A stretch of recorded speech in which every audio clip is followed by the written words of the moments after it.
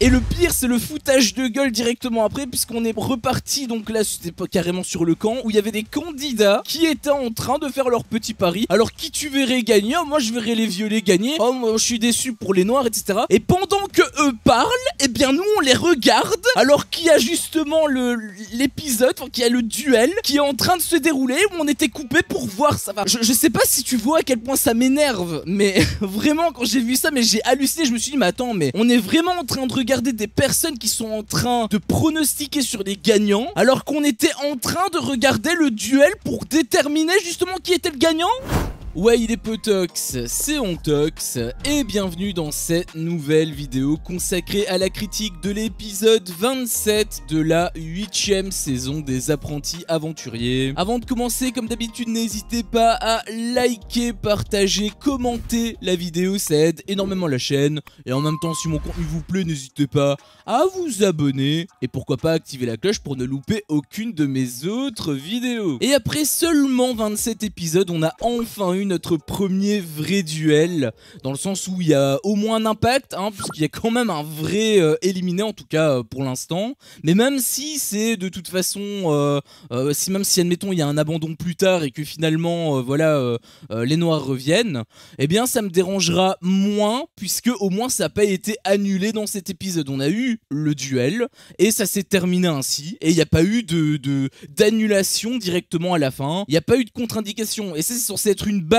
en fait pour une émission, en fait pour une émission de télé-réalité, enfin une série de manière générale, hein, tout ce qui est épisodique, c'est censé être une base, mais bon apparemment pas pour W9, et je pèse mes mots d'ailleurs quand je dis ça, puisque eh bien je te parle de duel etc qu'on a eu. D'ailleurs l'épisode était assez sympa, enfin le duel surtout était sympa. En réalité bon il y a eu un petit truc qui était intéressant avec la stratégie, mais sinon les trois quarts c'était assez osé. Enfin quand je dis trois quarts c'est par rapport à la partie hors duel si tu veux. Et surtout en fait ce duel il n'est pas arrivé tout de suite, et c'est là où en fait cet épisode est l'exemple même qu'ils savent pas gérer leur cliffhanger.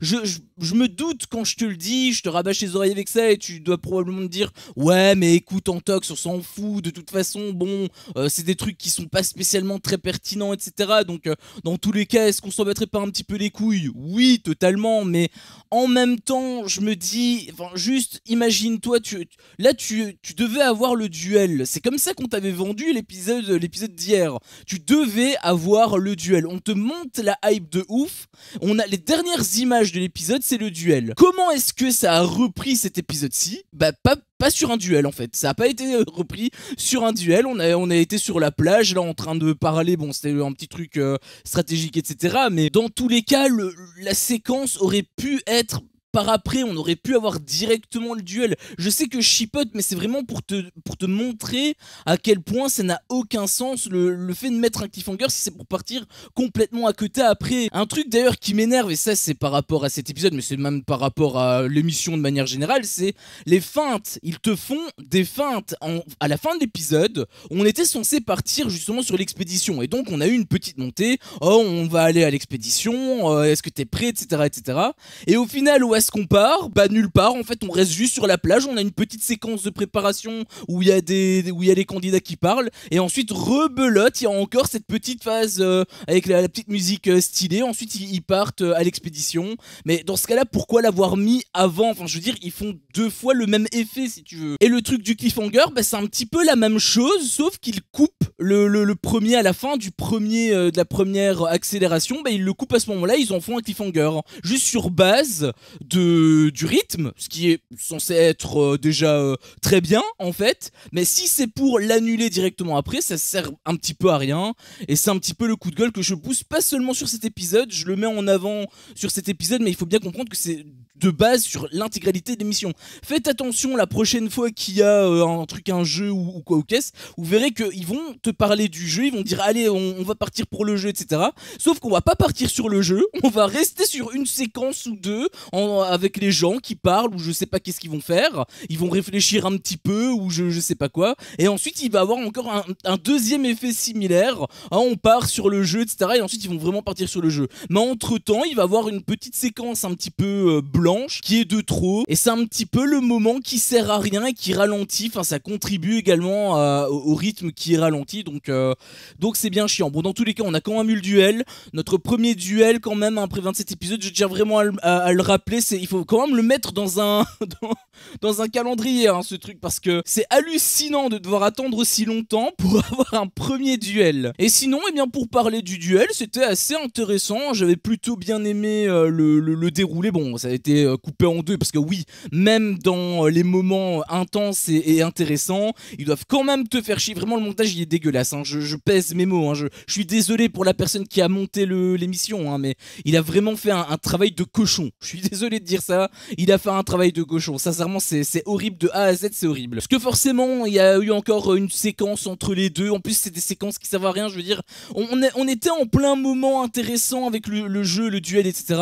Pour finalement, hop, repartir du côté de la jungle. On a vu quoi? On a vu Joy qui répétait que voilà, ils communiquent pas assez. Hein, ils étaient sur leur rocher et elle disait que voilà, ils ont un manque de communication. Le truc qu'on sait déjà depuis 20 épisodes. Et le pire, c'est le foutage de gueule directement après, puisqu'on est reparti. Donc là, c'était pas carrément sur le camp où il y avait des candidats qui étaient en train de faire leur petit pari. Alors qui tu verrais gagner? Oh, moi je verrais les violets gagner. Oh, moi je suis déçu pour les noirs, etc.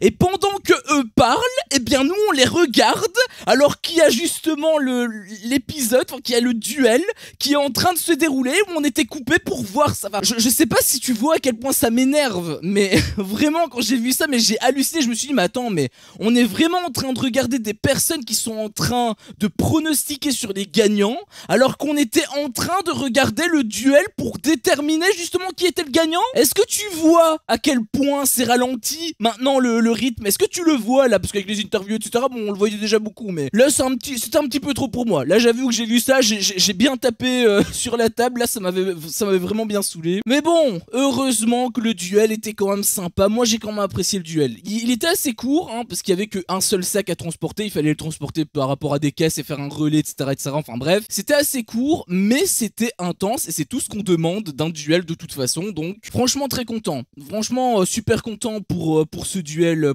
là. On a vraiment d'ailleurs le contre-pied parfait hein, par rapport au duel avec les rouges et les jaunes, parce que autant le duel avec les rouges et les jaunes il traînait en longueur, il y avait 5 balles à chaque fois à passer etc, c'était redondant et tout. Là par contre il y avait qu'un seul sac et t'as vu la différence d'intensité, autant du côté des rouges contre les jaunes, bah après le 3-0 on savait déjà qui avait gagné, c'était juste qu'il fallait attendre que la 5ème balle tombe là-dessus, alors que là il n'y a pas de seconde chance ou autre. Là c'est un sac, t'as intérêt à te dépêcher, et c'est justement ce qui a servi justement de mise de tension, et c'était plutôt intéressant. Donc les violets ont gagné hein, je suis pas spécialement surpris parce que comme je te l'avais dit, moi je les voyais 100% revenir, enfin 100%, 99% de revenir. D'ailleurs ils arrêtaient pas de parler justement avec le fait que voilà, on va pas se mentir hein, Valentin il a quand même été extrêmement performant. Je pense que c'est quand même en partie grâce à lui hein, que justement mon père avait eu pas mal d'avance et tout. Mais après ils arrêtaient pas de mettre en exergue le fait que voilà, il était champion de France de course ou un truc ainsi. Et en fait le truc c'est que c'est pas vraiment ça qui a déterminé le fait que il avait un avantage. C'est simplement le fait qu'il soit sportif. Je veux dire Anaïs et Eddie, ils le sont pas spécialement. Anaïs pardon pourrait l'être quand même, mais Eddie je le vois pas du tout sportif, alors que Valentin lui il a le cardio, il a la force, donc forcément c'est ça qui a fait qu'il était assez performant. S'il était face à un Giovanni par exemple, peut-être qu'il aurait pas été aussi ça aurait pas été aussi facile pour lui. Alors, je veux dire en termes de compétition forcément, puisqu'il aurait eu quelqu'un qui fait également du sport. Donc je trouvais que pointer du doigt le palmarès, c'était pas ça avait absolument aucun sens, c'était juste le fait que il était sportif tout simplement. Mais j'ai quand même été aussi content des noirs hein, c'était quand même assez mal parti, enfin c'était surtout Anaïs en fait qui m'avait déçu au début, et dit justement au contraire j'avais plutôt bien aimé parce qu'habituellement voilà il fait des stratégies en douce etc, il veut jamais jouer ou alors quand il joue, mais il joue un petit peu tardivement, c'était le cas dans les 50, mais en règle générale il veut quand même essayer de se protéger un maximum. Et là justement bon c'est pas pareil puisque c'est pas vraiment de la stratégie ou autre, mais on voyait que voilà, il était quand même dans le mal avec le truc de survie, etc., etc., et il voulait quand même continuer. Et ça, c'était un visage que j'avais beaucoup apprécié, alors qu'à contrario, on avait Anaïs qui, elle, pour le coup, bah, elle était ultra défaitiste au début, elle a montré vraiment un très très mauvais visage, je trouvais. Finalement, elle s'est beaucoup adoucie. Alors, je sais pas si c'est celui-là son vrai visage ou si c'est la Anaïs qui était pas contente, mais en tout cas, j'ai quand même bien apprécié le nouveau visage qu'elle a montré. Et bah, finalement, lors de leur départ, bah, j'ai trouvé qu'ils étaient quand même assez touchants. Alors, j'ai pas pleuré comme Anaïs l'a fait, parce que voilà, je suis pas assez touché par les noirs non plus, hein, faut pas déconner, c'est pas comme par exemple, pour ceux qui se rappellent, c'est pas comme Julie et Benoît dans la saison dernière. Julie et Benoît, là, j'avais vraiment eu le cœur, parce qu'en fait, ils étaient vraiment incroyables en termes de binôme de base, tu vois, ils me faisaient rire, etc. Enfin bref, ils étaient vraiment très très importants en fait pour l'émission. Eux, bon, il y a pas vraiment de binôme important, je trouve, cette année. Enfin, pas autant que celui de Benoît et Julie l'année dernière, je veux dire. C'est pourquoi j'ai pas non plus eu les larmes aux yeux ou quoi, mais j'ai quand même été un petit peu ému, donc bah, j'avais apprécié. Finalement, je reste sur une bonne note en fait avec les noirs, donc je suis quand même plutôt content. Et donc ensuite, on a eu quelques petites séquences qui étaient plus ou moins intéressantes. Alors forcément, en termes d'intensité, il y en avait beaucoup moins, puisqu'on avait quand même le duel à côté, donc forcément à côté, ça fait pas le figure. Mais c'est pas spécialement grave, il faut pas non plus que l'intensité soit tout le temps au maximum. Il faut justement qu'il y ait des vagues, c'est juste que ces vagues doivent être correctement réparties, parce que si t'as une vague intéressante un épisode sur 4, bah, c'est-à-dire que pendant 3 épisodes tu te fais chier, donc faut savoir bien doser en fait cette tension. Mais là dans l'épisode, voilà, l'autre partie de l'épisode n'était pas spécialement à jeter, au contraire il y avait quelques petits trucs qui étaient intéressants, notamment le fait que les rouges acceptaient la stratégie, mais un petit peu en guise de garantie, c'est-à-dire que voilà, ils acceptaient pour se protéger par rapport aux bleus, etc. Mais si jamais c'est les bleus qui gagnent, et bien là du coup, tout simplement, bah, ils vont balancer l'info aux bleus, comme ça c'est les oranges qui sont dans la merde, et comme ça ils veulent un petit peu avoir un pied dans chaque camp. Donc j'avoue que j'y pensais pas trop, honnêtement, je pensais qu'ils allaient directement balancer l'info aux bleus, mais ils ont envie de se la jouer un petit peu Snake, donc pourquoi pas. J'avoue que j'aime pas trop ce délire, mais bon, j'ai envie de dire pourquoi pas. Après vraiment, par rapport au visage des oranges, enfin surtout de JP là quand il s'énervait sur les rouges, etc., rien que par rapport à ça, j'aurais refusé catégoriquement, mais bon, ça n'a pas été leur cas. J'ai envie de dire, s'ils arrivent à bien le vivre, tant mieux. Colette avait l'air d'être quand même vachement mitigée, vachement réticente à cette idée, mais bon, peut-être que ça va payer, je sais pas. J'espère quand même que ce seront les bleus qui gagneront et qui vont sauver les rouges, mais ça de toute façon on verra lors de l'expédition, peut-être de demain, on sait jamais. Mais dans tous les cas, ça apparemment, ça dépend de Maeva, c'était ce que Rémi disait, donc bon, j'avoue que j'étais assez surpris qu'il accepte de subir, mais bah, s'il arrive à bien le vivre, encore une fois, tant mieux pour lui. Par contre, c'est quand même assez drôle de dire ça dépend de Maeva, et que Maeva elle arrête pas de dire voilà, on peut faire confiance, elle avait dit ça d'ailleurs, on peut faire confiance aux oranges, ils nous la mettront jamais à l'envers, et elle dit ça à l'épisode juste après où JP a fait cette proposition à Enzo, donc ça vraiment j'ai bien rigolé par rapport à ça. Et surtout c'est ultra contradictoire, parce qu'en fait elle dit que voilà, les oranges c'est nos amis, c'est nos alliés, il faut continuer avec eux, etc. Sauf qu'en fait dans tous les cas elle passe, on les voit, et elle est tout le temps avec eux, en fait elle est tout le temps avec les rouges. Là le truc c'est qu'on avait vu cette séquence, c'était d'ailleurs assez bizarrement monté, parce que on voit justement le Rémi qui dit avec Maeva, etc., et Maeva qui dit non t'inquiète, on peut leur faire confiance, etc., pour avoir la séquence d'après Maeva qui est en train de rire avec les rouges. Ça veut dire qu'on voit que Maeva a envie de suivre la stratégie avec les oranges, mais elle reste tout le temps avec les rouges, et même Enzo l'avait pointé du doigt, et je trouve que c'est super bizarre. Bon, déjà au montage ça fait forcément bizarre, mais au-delà du montage, dans tous les cas c'est chelou, je trouve. Donc surtout quand tu sais comment est-ce que eux-mêmes réagissaient quand il y avait encore les blancs qui étaient sur la plage. Donc j'avoue que cette fille, bah, j'ai un peu du mal à la comprendre, à la concernée, j'avoue que c'est un petit peu c'est un peu bizarre, je trouve, par rapport à elle, je sais pas. Et on a eu aussi une petite partie avec la jungle, où on voyait notamment que ça parlait autour de Joy, hein, parce qu'elle foutait apparemment rien sur le camp, et du coup bah Jonathan, qui avait mis d'ailleurs hein, de l'eau dans son vin, parce qu'il avait vu du coup les violets se ramener, etc. Et il avait dit en interview, oui bon voilà, j'étais énervé par rapport à lui, mais bon il a quand même réussi à gagner le duel, donc il mérite quand même. Donc j'ai quand même été plutôt content de ce visage là. Mais donc il avait justement prévenu Joy par rapport à ça, et Joy apparemment était ok pour ramener du bois.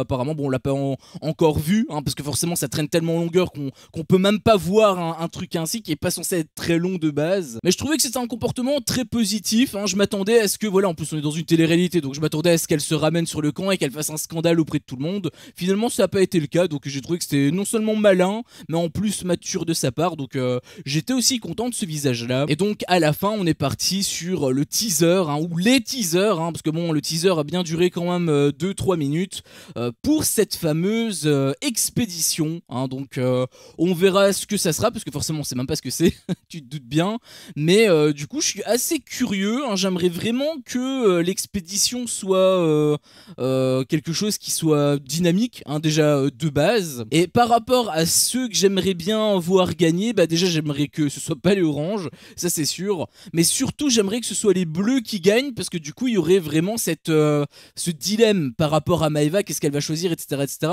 Et je trouve que ce serait assez intéressant. Après ça se dégoupille tellement pour justement cette tension par rapport au fait que Enzo a rejoint la plage, le fait qu'il y ait eu des tensions, le truc avec Maeva, etc., etc., que je me dis, si c'est les bleus qui gagnent réellement l'expédition, est-ce que, et ça c'est mon subconscient qui va forcément réfléchir à ça, est-ce que c'est scripté, puisqu'on sait de toute façon que le départ de Zizou et de Anya c'était scripté, on le savait avec les 50 que le départ de Mason c'était scripté, du coup je pense que c'est légitime de se poser la question, est-ce que au final tout est scripté? Parce que tout pourrait être scripté. Est-ce que vous trouvez pas bizarre la réaction de Enzo? Genre quand il éteint le feu, etc., il était vénère de ouf.